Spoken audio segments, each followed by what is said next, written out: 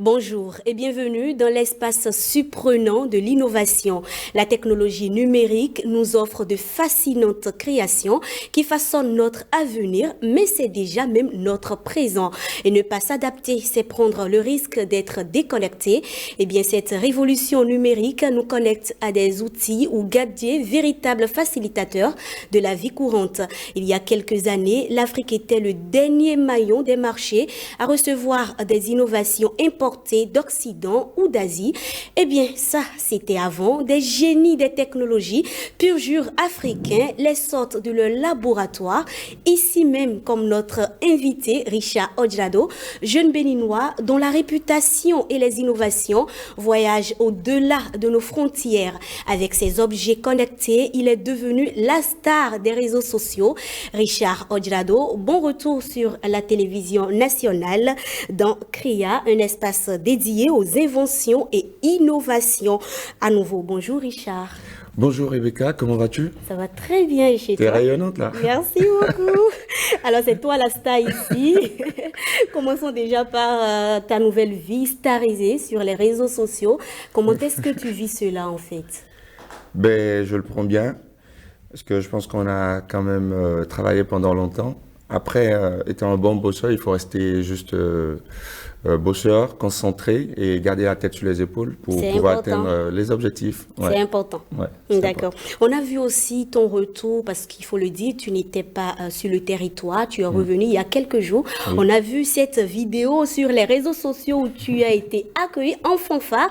Je voudrais te demander, est-ce que c'était une surprise ou bien tout a été planifié pour cela? J'aurais bien aimé que ce soit planifié. Là, ça ne m'aurait pas autant surpris. Mais bon, je m'attendais à être accueilli par ma famille, mon équipe et tout, voilà. Sauf que, voilà, c'était une grosse surprise. Il y avait tout un monde, des gens que je ne connaissais ni d'Adam ni d'Ève, et qui étaient là juste pour me dire bonne arrivée chez toi, à la maison. On est fiers de toi. Et ça m'a vraiment ému. Et l'autre chose qui m'a vraiment touché, c'est nos agents de police et de douane qui ont réussi quand même à m'identifier malgré le masque et la casquette et qui vraiment m'ont donné un bain de chaleur humaine et m'ont encouragé, m'ont félicité, m'ont dit que voilà, Richard, t'es le bienvenu chez toi et voilà, on te soutient. Ça motive. Ça motive. Ouais. Ça motive. C'est en même temps un exemple pour dire que notre pays, nos pays africains ne sont pas forcément mauvais. Les gens ne sont pas forcément tous jaloux. Il y a des bonnes personnes qui ont envie d'accompagner les bonnes initiatives. Tout à fait. Ouais. Alors Richard, aujourd'hui, beaucoup te découvrent avec tes lunettes interconnectées, montres connectées, mais Richard n'est pas un étranger au monde du numérique. Mais non, justement.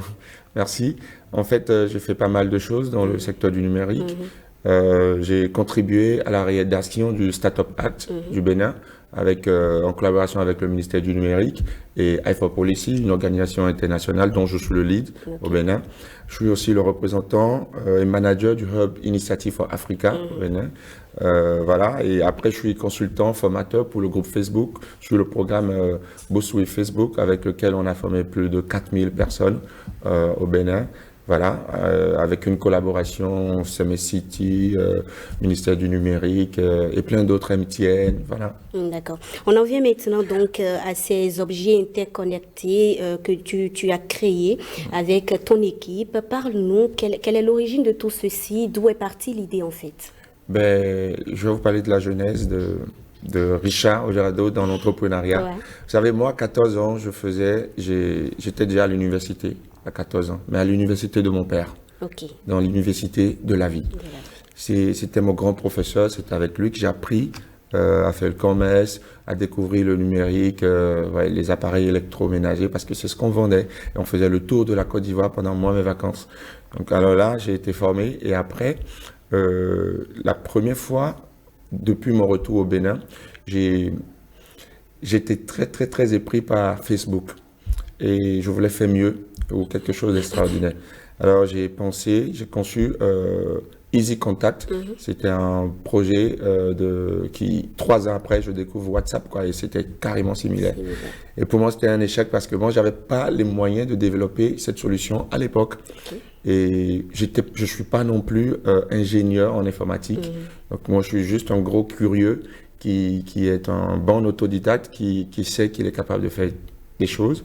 Et d'ailleurs, j'ai découvert l'histoire de pas mal de grands hommes du digital dans le monde, des révolutionnaires qui ne sont pas des professionnels du secteur à la base. Il faut le dire entre parenthèses, hein, beaucoup de jeunes aujourd'hui pensent que être dans le milieu du numérique, il faut être forcément un calé des sciences. Ben non, pas du tout. Voilà, donc... Steve Jobs n'a jamais été un plus grand génie que d'autres. Hein. Voilà. Ben, lui, c'était un bon concepteur qui savait vendre ce qu'il avait.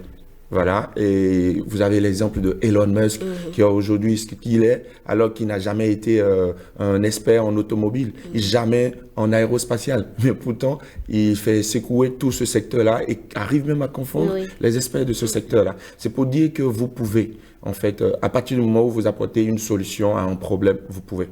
Voilà. Donc, après cet échec de Easy Contact pour moi, j'avais tout abandonné. Et j'ai continué mes activités. Et après, je me suis dit à un moment donné, mais tiens, l'échec serait plutôt de penser que c'était fini. Parce que si tu as réussi quand même à avoir une idée à ton niveau, au Bénin, qui après est développée ailleurs par quelqu'un d'autre et qui a cette envergure-là, le WhatsApp qu'on utilise aujourd'hui, c'est que tu es capable certainement d'avoir d'autres idées. Donc du coup, je me suis motivé et j'ai continué. Entre des petits jobs, j'ai fait tous les petits jobs qu'il fallait. Vente de sandwichs, de saucissons, de CD. J'ai fait presque tout depuis la Côte d'Ivoire au Bénin. Au Bénin, à mon arrivée, j'allais à Ganrito pour négocier des ciments. J'avais pas de capital pour acheter, mais j'allais négocier les responsables de ces magasins. Et vu qu'il y avait une pénurie, j'attendais que les clients arrivent et moi je revendais. Au lieu de faire des rangs, ils achetaient avec moi. Donc moi j'essayais de me démerder depuis longtemps. Après, j'ai été de retour en Côte d'Ivoire et lors d'une discussion au bord d'une voie, j'ai vu un jeune homme qui s'est fait renverser. Et le temps qu'on l'emmène à l'hôpital pour se faire soigner et tout, il a perdu la vie, dommage. Ça m'a vraiment, vraiment touché et ça m'a donné un déclic. Et c'est là que j'ai créé Issoku. Issoku, c'était ma première plateforme qui avait pour objectif d'accélérer la prise en charge des personnes victimes d'accidents. Parce que les victimes d'accidents meurent certainement après, mais la majorité meurt à cause du processus lent dans la prise en charge. Donc, cette plateforme me permettait d'enregistrer les informations de santé basiques comme le groupe sanguin, les allergies, les ICE, les contacts à appeler en cas d'urgence, afin de faciliter la tâche aux médecins d'accélérer la prise en charge de ces victimes-là. Et pourquoi pas d'accélérer aussi l'identification de ces victimes-là. Parce que des fois, vous avez un accident, il y a des témoins, mais qui ne font rien parce que le téléphone est verrouillé et parce qu'ils ne peuvent pas identifier la victime. Alors, Issoku permettait, c'était une solution qui devait pouvoir identifier grâce à une photo, une identification faciale, la victime et rapidement le prendre en charge. On a eu pas mal de succès aussi avec ça et de l'intérêt. Malheureusement, on n'a pas eu de financement. Moi, c'était avec mes maigres moyens, donc j'ai pas pu aller bien loin. Et voilà, ce projet a été mis en stand-by, alors qu'après, j'ai vraiment travaillé là-dessus avec mes équipes et je pense que ça va exploser aussi très bientôt. Après Issoku, j'ai fait la foire virtuelle internationale parce que pendant la période de Covid, les startups, les entreprises n'arrivaient pas, les commerçants n'arrivaient pas à faire leur activité. Alors moi, je me suis dit, OK, ayant participé à des cinquantaines de foires, je peux organiser maintenant ces foires-là de façon virtuelle. Et c'est comme ça qu'est partie l'idée. Et puis voilà, j'ai lancé avec un partenaire dans le temps et je devais faire ça sur sa plateforme. Bon, après, vous savez, dans les relations humaines, il y a des complications, les choses se sont passées. Après, j'ai dû évoluer tout seul. Et tout seul, je suis allé très vite. Ça a bien marché. J'ai eu pas mal de partenaires. Bien loin. Mais si, bien loin, parce qu'on a eu beaucoup de partenaires. On a enregistré plus de 400 exposants. Et figurez-vous qu'on a eu des exposants, pas que du Bénin. On a eu des exposants de toute l'Afrique, de l'Europe et même de l'Asie. Voilà, donc ça, c'était un gros succès quand même. Et bon, après ça, les activités ont commencé à reprendre petit à petit. Mais nous, on travaille aujourd'hui à proposer une plateforme virtuelle d'échange plus complète. Donc, quand les gens pensent peut-être que j'ai abandonné certains projets, c'est faux. J'y travaille à fond et quand ça va sortir, ça va exploser. Et pendant cette même période, on a accompagné le gouvernement en créant Bye Bye Covid-19. C'était une plateforme qui permettait de faire un pré-diagnostic en ligne.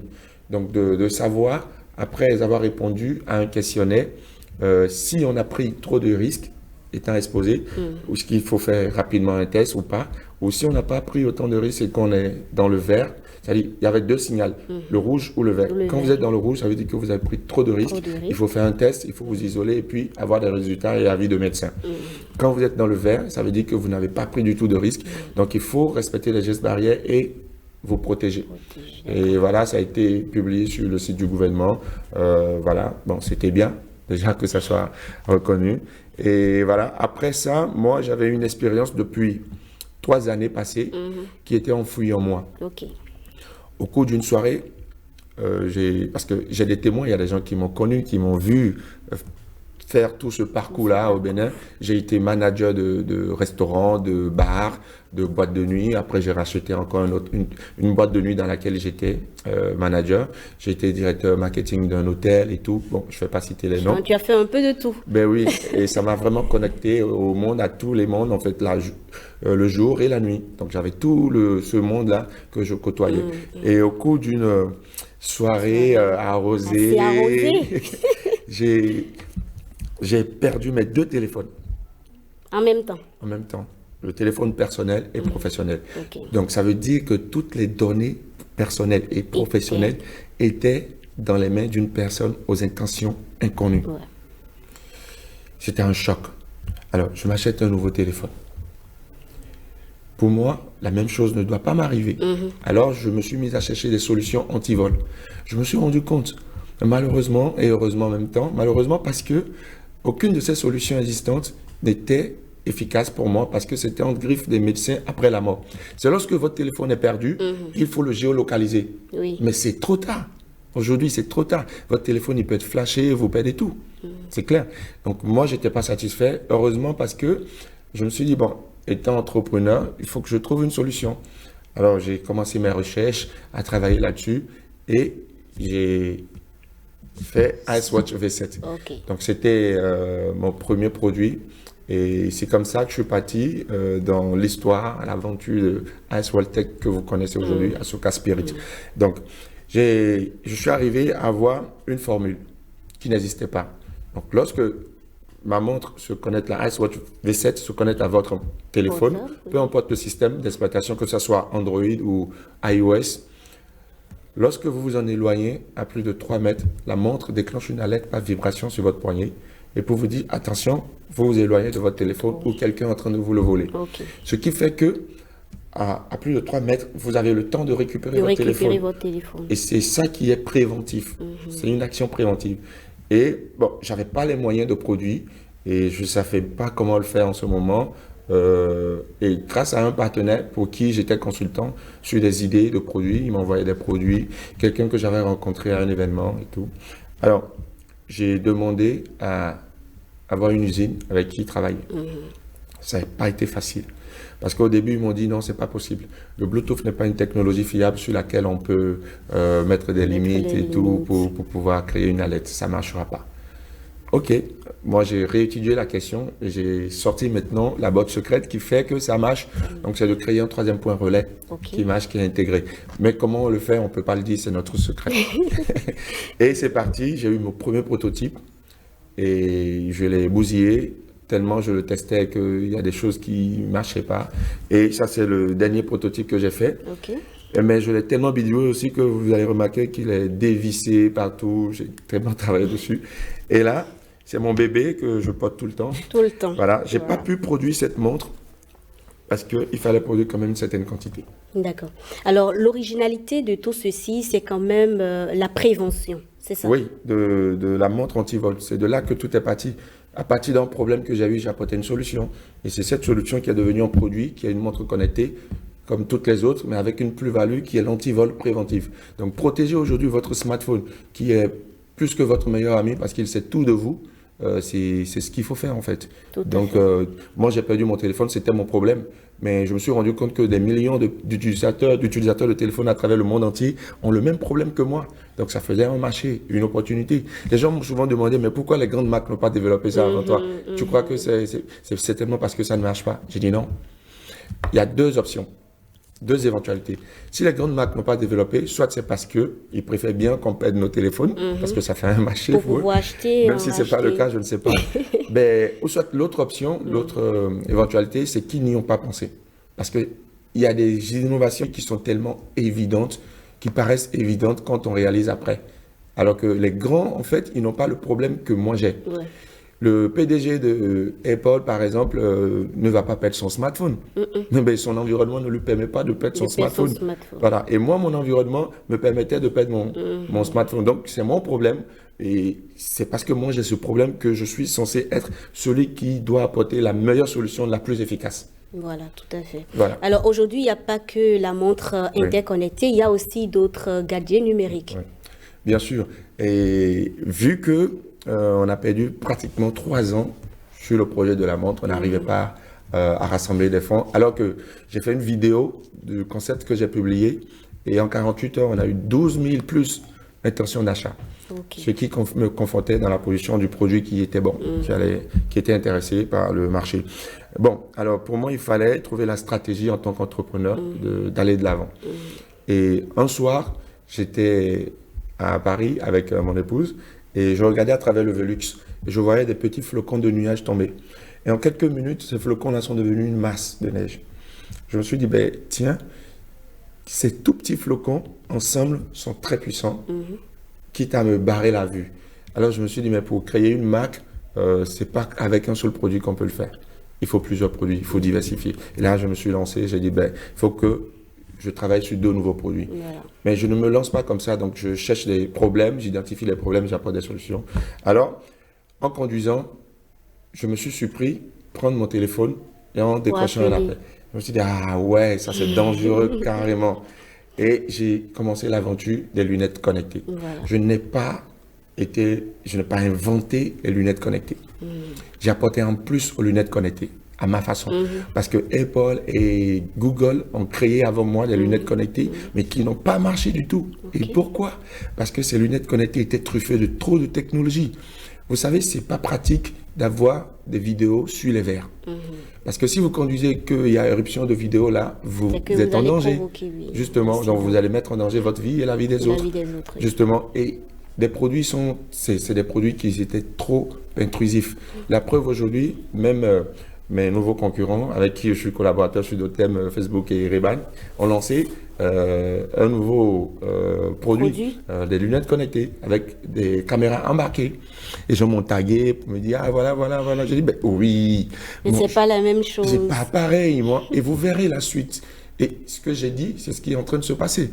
Quand vous embarquez des caméras sur des lunettes, c'est super intrusif. Et encore il y a déjà trop de données générées, vous allez maintenant, les gens vont contrôler ce que nous voyons. À travers ces caméras-là. Oui. Et je savais que ça n'allait pas faire long feu, je l'ai dit. Et nous avons les résultats aujourd'hui.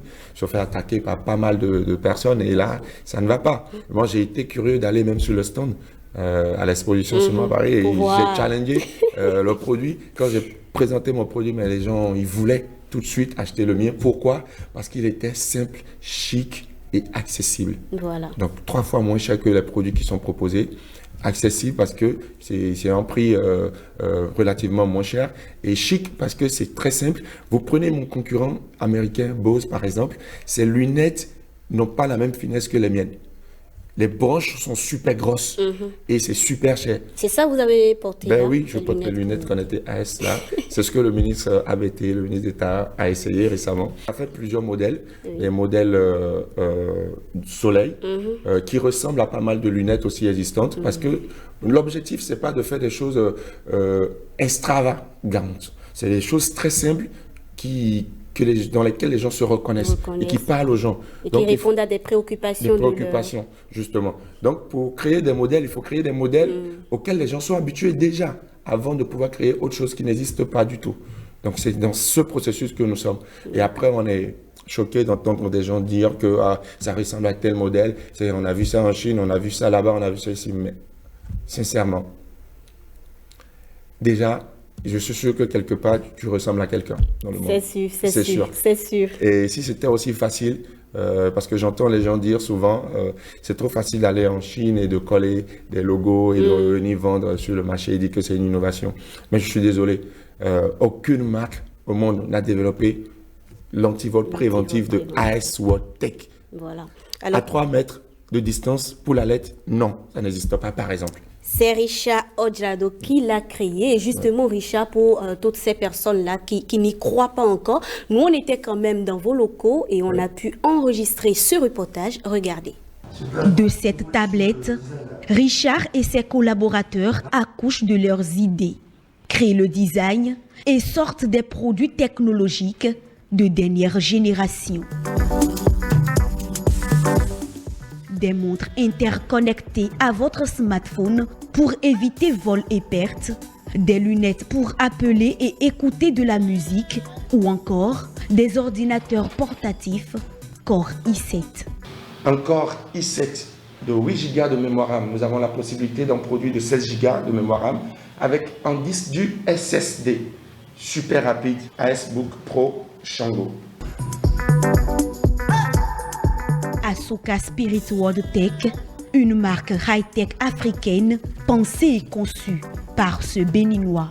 Depuis 2018, Richard et son équipe travaillent sur ces projets. De l'idée au projet, une histoire banale. La perte de mon téléphone, du coup, en tant qu'entrepreneur, je me suis dit que c'était un challenge, c'était un problème, il fallait apporter une solution. Et je me suis lancé à la quête de cette solution. Et 3 ans après, nous avons la AS Watch V7. Une montre connectée, oui. Mais la meilleure parce que c'est elle qui veille sur votre meilleur ami. Votre meilleur ami aujourd'hui, c'est votre téléphone qui sait tout de vous. Vous n'avez certainement pas envie de le perdre. L'achat de ces produits vous donne droit à de nombreux avantages, dont la garantie après-vente et un service de dépannage disponible 24 heures sur 24. Asuka Spirit a aussi d'autres ambitions futuristes pour révolutionner la technologie au Bénin. Nous voulons révolutionner par exemple le secteur des fournitures scolaires. Vous voyez nos enfants qui portent des kilos au dos pour aller à l'école. Nous allons mettre fin à tout ça avec des produits innovants. Let's shine together. Brillons ensemble. Asuka Spirit World Tech veut imposer son esprit de guerrier afin de conquérir l'espace technologique. Et voilà, Richard, on était dans vos locaux, je le disais, donc les téléspectateurs aussi viennent de suivre. On est quand même tenté de dire que ce reportage a eu un impact positif sur vous, n'est-ce pas? Bien avant ce reportage, je crois qu'avec vous, on avait fait une émission qui a mis du temps à sortir. Vous étiez la première après la dernière. Oui. Je pense que bon, ça doit avoir forcément été positif parce que j'ai reçu des appels après ce reportage. Voilà. Bon. À votre retour récemment, on a vu les images sur les réseaux sociaux toujours du ministre d'État, Abdoulaye Biotchani, qui vous a reçu également. Oui, bien sûr. Et avant le ministre d'État, il y a eu la ministre du Commerce et de l'économie numérique, les deux qui m'ont reçu à la fois. Et on a eu des échanges très fructueux, très intéressants. Et avec le ministre d'État, je pense que ça allait beaucoup plus vite. Et c'est un homme pragmatique qui vraiment est décidé et vraiment très engagé à accompagner vraiment tout ce qui est industrialisation, entrepreneuriat, accompagner vraiment les valeurs sûres béninoises. Et ça a été les sujets dont nous avons discuté quand je l'ai rencontré. J'ai partagé avec lui mon rêve de créer de l'emploi en Afrique. Et que ça parte en Afrique, mais que ça parte du Bénin. Le but, c'est de révéler l'Afrique, mais partant du Bénin. Parce que je vais vous dire, quoi que les gens disent, moi, je continue d'avancer avec mon équipe et avec nos objectifs. Parce que si on n'avait pas une marque assez solide, je pense que voilà, on aurait peut-être cédé à des demandes de rachat qu'on a eues. On a des gens à l'étranger, des Européens, qui ont tenté de nous racheter. Ah bon? Ben oui, déjà. Mais nous, on a tenu à rester béninoise, africaine. Et c'est pourquoi nous sommes encore là. Donc j'ai partagé toutes ces choses-là, tous ces sujets avec le ministre. Et je lui ai dit que dans les prochaines années ou les prochains mois, je voudrais bien connaître ça, notre usine d'assemblage ici. Pour ceux qui ont encore des doutes, ils verront, ils viendront toucher de doigt. Alors, quand on va installer ces usines ici, on va les recruter, on va les former. Et ils vont travailler. Et on verra s'ils diront autre chose après ça. Donc voilà, on a aussi... Moi, j'ai demandé. Moi, j'ai dit... Nous sommes une start-up, on n'a pas envie de demander de l'exonération d'impôts. On veut payer les impôts. On veut contribuer au développement de notre pays. Et ça, c'est en payant vraiment bien nos impôts. On veut le faire. Donc, pour le faire, donnez-nous les moyens. Pour avoir les moyens, c'est d'avoir les marchés, par exemple. On ne peut pas avoir une marque africaine béninoise qui produit des ordinateurs et acheter d'autres ordinateurs, d'autres marques ailleurs. Non, c'est pas possible. Donc, je crois que le ministre, il a été d'accord avec moi sur ces sujets-là et il a dit des choses qu'il est déjà en train de faire. Et je pense que c'est un monsieur qui a de la parole et qui tient. D'accord. Alors oui, vous étiez en train de parler des ordinateurs. On a parlé tout le temps des montres connectées, des lunettes aussi. Oui. Il y a aussi l'ordinateur. Bien sûr. Vous allez vous êtes demandé certainement pourquoi un ordinateur, mais on n'a pas inventé l'ordinateur, nous. Non, bien sûr que non. Ce qu'on a fait, c'est d'apporter chez nous, si l'innovation n'est pas dans le produit, alors il est dans le service. Forcément. Forcément. Par contre, on a apporté quelques touches spécifiques à nous, dans le design, voyez, et vous allez voir que nous avons un clavier qui est à la fois QWERTY et AZERTY. Ok. Voyez, les deux à la fois. On a l'habitude d'avoir que QWERTY ou AZERTY. Aujourd'hui, avec nous, nos ordinateurs, vous avez les deux langues à la fois sur le clavier. Donc, il suffira juste de paramétrer la langue que vous utilisez le plus et c'est fait. Et vous allez voir que nous, ici, la différence dans le produit, c'est au niveau des composants. Okay. Les composants ne sont pas compactés, d'où l'indice de réparabilité très élevé comparé à la concurrence. La concurrence, haut de gamme, lorsque vous achetez ces appareils, qui coûtent super cher, mais lorsque vous avez un problème de la 4 mètres ou des rames et tout, c'est bon pour la poubelle, il faut changer. Quand vous avez un MacBook, par exemple, excusez-moi, et que vous avez un problème, vous allez chercher des réparateurs partout en Afrique. C'est un casse-tête, réparer son ordinateur. Alors, nous, on vient avec un service après-vente qui accompagne un produit qui a un indice de réparabilité élevé à 8 sur 10, comparé aux autres qui se retrouvent à 6 sur 10. Vous voyez? Et aujourd'hui, imaginez-vous acheter un ordinateur assez aisément qui coûte moins cher que la concurrence, qui a une très bonne qualité en plus. Et lorsque vous avez un problème, il suffira d'envoyer un message par WhatsApp et le service après-vente s'occupera de vous. C'est pas magnifique ça? Si vous avez besoin de changer des pièces, nous avons les pièces et nous changeons pour vous. Ok. Sans que l'intéressé ne se déplace ou bien... Bien sûr, c'est le but. Si l'intéressé veut se déplacer, il pourra se déplacer vers un point relais ou vers un showroom qu'on va installer ou vers nos bureaux. Mais s'il veut toujours, on peut aussi, notre équipe de service après-vente peut se déplacer vers le client. L'objectif, c'est de simplifier, je vous dis, la valeur fonctionnelle de AS World Tech, c'est de simplifier et d'améliorer la qualité de vie de chaque utilisateur. D'accord. Oui. Alors, au-delà de l'originalité de tout ce que vous avez cité là comme gadget numérique, il y a aussi que on a remarqué que chacun de ces objets porte des noms typiquement béninois. Est-ce un choix ou cela s'est imposé à vous? Rien ne s'est imposé à nous, mais c'était un choix. C'était un choix parce que AS World Tech, c'est une marque africaine. Asuka Spirit, qui veut dire ce que vous savez, esprit guerrier.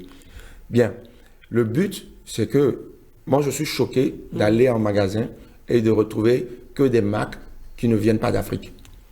Écoutez, je connais plein de marques qui se disent peut-être africaines, mais qui ne sont pas du tout africaines parce que c'est des patrons européens qui sont derrière ou asiatiques qui sont derrière. Mais nous, on veut apporter, on fait la différence. Il n'y a pas un autre patron derrière. C'est nous, les fils de ce pays, qui avons grandi dans la rue, de partout, que les gens ont connu, qui avons créé cette marque. Donc, c'est la nôtre. On peut être fier d'avoir notre propre marque. Et le but est de proposer des produits efficaces, accessibles. À tous. À tous, bien sûr. Pour moi, il faut que ces produits-là nous parlent aux Africains. Les gens, quand ils entendent Shango, aujourd'hui, ils sont curieux de savoir qu'est-ce que c'est. Justement, il faut nous citer les noms de vos produits aussi, leur signification. Nous avons Shango, qui est la divinité de la puissance, le tonnerre, Shango. On l'appelle Revioso, si vous voulez, en d'autres termes. Parce que pour nous, c'est un ordinateur puissant et qui vous donne de la performance. Donc, on préfère se retrouver dans ces mots-là, ces noms-là qui nous parlent. Et après, on a IFE, ce que je porte, des lunettes Amour. Vous voyez, vous pouvez remarquer le design qui est très sobre et très beau. Donc pour moi, pour nous, l'amour c'est le centre de tout, en fait. Et tout ce que nous faisons par amour nous le rend bien Forcément. des résultats positifs. Voilà, donc vous verrez. Avec amour, vous entendrez avec amour, vous allez vous protéger avec, amour, vous aurez du style avec amour. Et nous avons aussi le modèle OGA, qui veut dire chef. Ça, c'est pour les leaders et tout. Bon, moi, j'aime bien l'amour avant d'être leader, en fait. Voilà. Alors, vous allez continuer comme ça, pas donner des noms typiquement béninois, ou bien ça pourrait changer au fil du temps? Ben, en fait, on va faire un mix.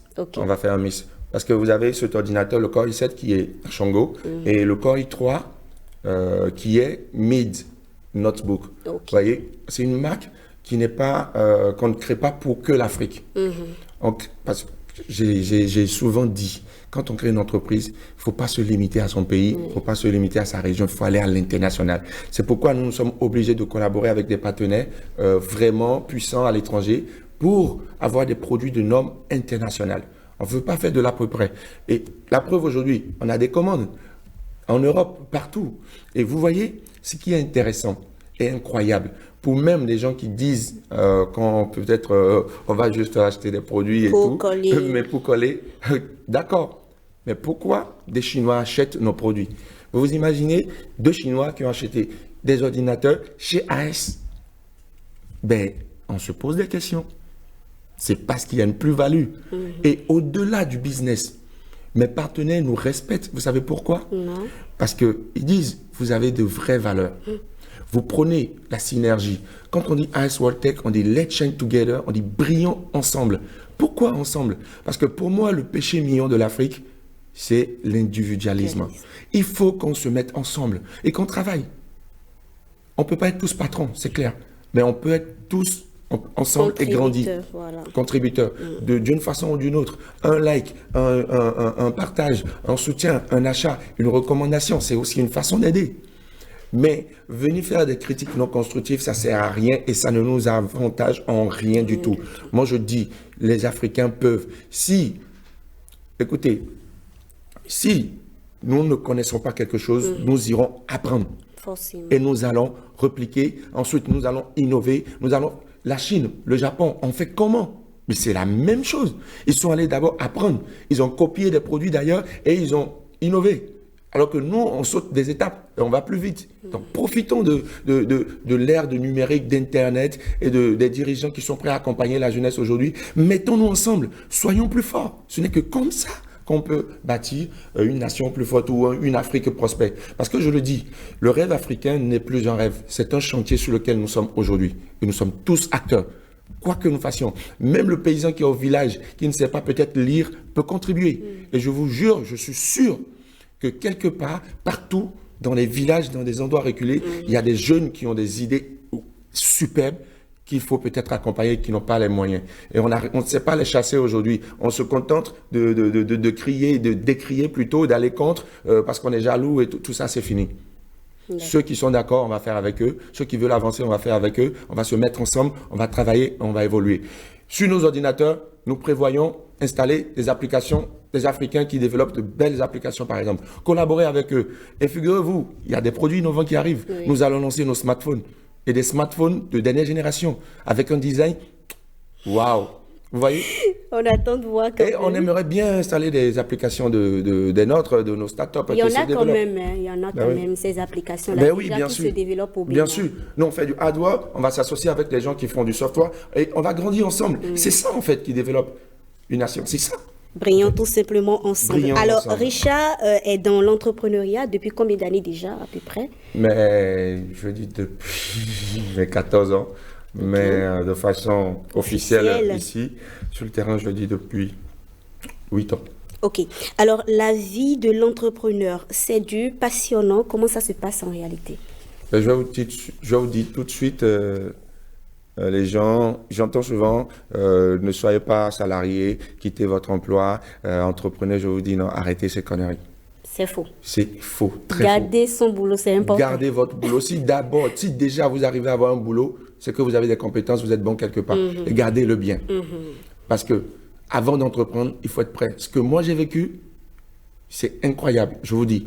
Et si je suis là aujourd'hui à vous le raconter, c'est parce que je suis persévérant. Et moi, je ne lâche rien jusqu'au bout. Je n'échoue jamais, je ne fais qu'apprendre. Parce que si j'échoue aujourd'hui, je reprends. Jusqu'à ce que je m'en sorte et que je trouve la bonne formule et que ça marche. Et c'est ça qu'il faut faire. Et il faut comprendre que ce n'est pas du tout facile. Vous allez des fois être découragé. Des gens vont vous dissuader. Attends, il m'est arrivé de me lever et de manquer de 100 francs CFA dans la poche. J'ai dû louer un petit studio dans lequel je dormais. J'ai dû vendre mon matelas, mon lit, vendre ma télévision pour acheter un ordinateur pour travailler. Et je dormais à même le sol. Il y a des témoins, des gens, des collaborateurs qui ont travaillé avec moi, qui m'ont vu dans ces états-là. Et c'était très difficile, je vous avoue. Donc, ce n'est pas facile. Mais ce qui est passionnant et beau, c'est que l'aventure vous apprend tellement de choses. Et quand vous persévérez, que vous arrivez au bout, vous allez être d'accord. Vous allez être content du résultat. Après, tout le monde n'a pas forcément besoin de faire ce parcours. Si vous avez votre boulot, que vous en sortez bien, tant mieux. Vous n'êtes pas obligé. Tout le monde ne va pas être entrepreneur non plus. Vous voyez, parce que dans tous les cas, on vend quelque chose. Vous vendez vos compétences, vous vendez tout ce que vous savez faire à des entreprises. Mais si tout le monde devient patron et devient entrepreneur, qui va travailler dans les entreprises et développer les entreprises? Donc, arrêtez de dire aux gens qui travaillent, qui ne servent à rien ou peut-être qui ne font rien d'extra. C'est faux. C'est eux d'ailleurs même qui font les entreprises. Ce n'est pas de la magie. Les entreprises qui marchent, qui fonctionnent, c'est les personnes qui travaillent à l'intérieur. Donc, c'est ces personnes-là qui sont les véritables héros. Ce n'est pas nous, en fait. C'est vous qui travaillez avec ces entreprises-là, qui travaillent avec nous. C'est vous qui êtes nos héros, en fait. Donc, du coup, l'entrepreneuriat, c'est passionnant. Et c'est pour ceux qui sont prêts à suivre tout ce process. Parce que personne ne prête à un pauvre. Je vous explique. Personne ne va donner son argent à une jeune entreprise qui vient de commencer. La preuve, les banques n'investissent pas dans les startups. Mais c'est pourquoi on a ce problème de financement. Et même si le gouvernement doit vous accompagner, je suppose, un gouvernement en Afrique, ce qui se passe, c'est que vous devez faire vos preuves. Mais les témoins savent ce que j'ai vécu. Et j'ai dû pousser jusqu'au bout pour avoir ces résultats aujourd'hui. Est-ce que si les banques ne vous accompagnent pas, est-ce que c'est pas par exemple parce que les startups peuvent démarrer, échouer, reprendre, échouer. Avec la banque, c'est quand même la garantie que le produit final sera consommable. Il faut limiter les risques, bien sûr. Et là, moi, je salue déjà ma banque qui décide maintenant de m'accompagner. Là, c'est les banques qui m'accompagnent maintenant parce qu'ils ont compris ce qu'on faisait et qu'ils ont compris la plus-value. Ils ont vu l'engouement autour. Ils ont vu que c'était prometteur. Et pas que, ils ont eu des preuves d'achat et tout. Donc, je vais vous dire, en fait, il y a un véritable tohu-bohu, amalgame autour de ce concept-là. Pour qu'on vous prête de l'argent, il faut qu'on soit sûr que vous soyez capable de rembourser. Quand on vous accompagne, il faut qu'on soit sûr que vous soyez capable d'exécuter et de réussir. Maintenant, aucune des grandes licornes internationales mondiales que nous voyons, que ce soit Facebook, Tesla, n'ont jamais réussi du jour au lendemain. Ils en sont à leur millième ou je ne sais pas quelle entreprise. Et vous pouvez échouer. Moi, si on parle aujourd'hui d'Ice World Tech, mais j'ai fait Easy Contact avant, j'ai fait même See My Class, j'ai fait plein d'autres applications que je n'ai pas mentionnées. Vous voyez? Et aujourd'hui, c'est avec Ice World Tech que je prends le pas, mais il y a des innovations encore qui arrivent, qui attendent. Si vous prenez mon ordinateur personnel, vous allez voir, il y a une centaine d'innovations qui attendent. Honnêtement. Donc, les idées, ça pilule tout le temps. Mais c'est arriver à convaincre le public. Proposer des produits ou des services concrets que le public touche du doigt, qu'ils apprécient et qui apportent des solutions concrètes dans leur quotidien. Ça, c'est le challenge. On a beaucoup d'entreprises de start-up qui lèvent des fonds, mais qui disparaissent après. Parce qu'il n'y a pas l'originalité. Il n'y a pas l'originalité, il n'y a pas de concret, il n'y a pas de produit. Il faut chercher déjà à avoir ses véritables clients. Moi, je ne perds pas mon temps, par exemple, à courir après les investisseurs, dans un premier temps. Je perds mon temps sur mes produits. Et quand vous avez un bon produit, ensuite, le produit va vous attirer l'investisseur. Voilà. Alors, Asuka Spirit World Tech a certainement des ambitions futuristes. Bien sûr. Comme je le disais, nous avons, par exemple, envie, et déjà, il faut que je le dise, pour qu'après, les gens ne nous disent pas qu'on n'a pas innové. Nous avons prévu révolutionner, par exemple, le secteur des fournitures scolaires. Ce ne sera pas des tablettes, mais ce sera des feuilles numériques extraordinaires qui vont permettre à nos enfants d'avoir tout ce qu'il faut, tous les kilos qui étaient dans le sac, dans une seule feuille numérique qu'ils vont pouvoir transporter aisément sans avoir mal au dos, par exemple. Et ils vont pouvoir toujours écrire et avec des stylets, avoir toutes les couleurs de stylos, de stylos et de crayons. Ils pourront dessiner, ils pourront tout faire avec. En dehors de ça, nous allons révolutionner, par exemple, le secteur du showbiz. Ce n'est pas que du concret, je dirais, des ordinateurs, des gadgets. On est aussi dans le divertissement, pardon. On est aussi dans le divertissement. L'innovation n'est pas que technologique. Oui, on est aussi dans le divertissement. Donc, c'est pas que des produits, il y a aussi des plateformes que nous développons. Donc, il y aura des plateformes qui vont révolutionner, par exemple, la façon de gagner des artistes ou des célébrités. Aujourd'hui, avec le Covid, on a vu, il y a eu moins de concerts et puis c'était chaud, c'était très difficile pour ce secteur-là. Nous, on apporte une solution qui va leur permettre de gagner autrement. Et en dehors de ça, il y a d'autres plateformes qui vont révolutionner, par exemple, le secteur du tourisme. On a une solution aussi qui arrive pour les paiements. Mais non, pas pour les paiements de façon traditionnelle, mais plutôt pour des transferts. International, à l'international plutôt. Donc, il y a pas mal de choses qui arrivent. Nous allons faire des villes connectées. Donc, des villes intelligentes avec des moyens de déplacement écolo qui vont nous garantir un environnement sain, voyez, et quand même nous permettre aussi de révolutionner et de se développer à notre façon, à notre manière. On n'est pas obligé de calquer le développement sur les autres. Voilà. Et je dis souvent que notre pseudo-retard en Afrique est certainement un avantage pour nous si on sait s'en servir. D'accord. On attend donc avec impatience la réalisation de ces projets qui, à coup sûr, vont révéler davantage notre pays, le Bénin, et pourquoi pas l'Afrique. Alors, Richard Odjilado, c'est déjà la fin. Tu as un mot? Oui, j'ai un mot, et ce mot, c'est brillons ensemble. Ne lâchons rien. Nous sommes jeunes, nous en sommes capables. Si nous n'avons pas certaines compétences, nous pouvons aller les apprendre et développer des choses extraordinaires. Servons-nous de nos problèmes que nous avons au quotidien pour apporter des solutions efficaces. Nous le pouvons et nous le ferons. Le but aussi, moi, ma mission, c'est de devenir un modèle pour aussi accompagner d'autres jeunes qui ont besoin d'être détectés, d'être chassés et accompagnés techniquement et financièrement. C'est mon objectif. Donc, on y croit ensemble. On va réussir à révéler notre pays et notre continent. Donc, si vous avez envie de nous approcher, de poser des questions, d'en savoir davantage sur nous, ou même de collaborer avec nous, n'hésitez pas, nous sommes ouverts. En attendant qu'on ouvre notre showroom dans les mois prochains. On l'espère vivement. Mesdames et messieurs, merci de nous avoir suivis. À très bientôt avec un autre innovateur béninois.